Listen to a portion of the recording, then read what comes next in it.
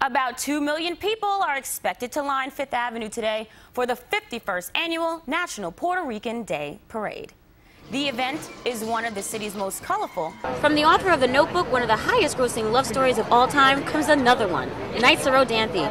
Real Talk TV is on the red carpet, and coming up, we'll talk to Diane Lane. Thank you. You're such a rich body of work. And you and Richard getting together again. What does it feel like? Well, it feels like a mixture of things. It feels like graduation day. It feels like a reunion. It feels like a wedding party. I don't know. It's all kinds of things.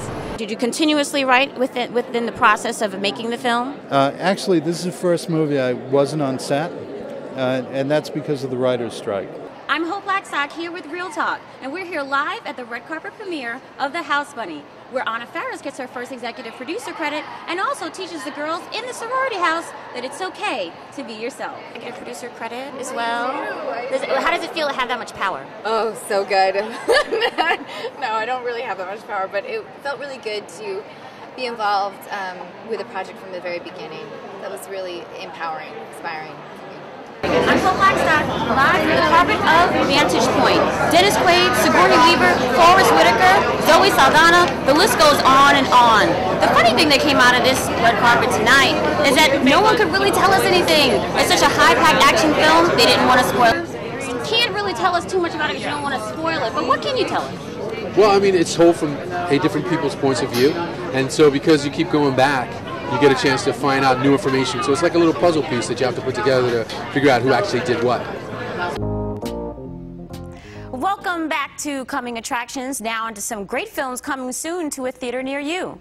Billy Bob Thornton takes to the skies in this next Warner Brothers film about a farmer astronaut that gave up his profession to save his home. Although no longer a part of NASA, he never stops dreaming of going to space and constructs a rocket using only the tools in his barn. I'm serious. Take a look. I'm Blackstock, and it's Mercedes-Benz Fashion Week 2008, and I'm live from Daily Candy's Dossier Party. Now let me tell you, if you're not on the list, then you're out, because this is what Fashion Week is all about. There's so much anticipation around Fashion Week, and that's why it's one of the last great shows on earth, right? The show out.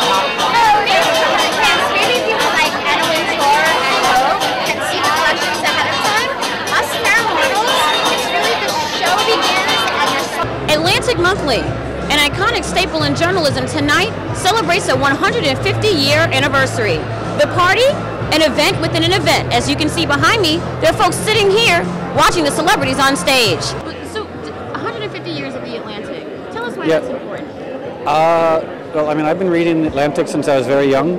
My mother was a literature major, and I think she had a subscription since she was about 15, and so it was always this constant presence in my life.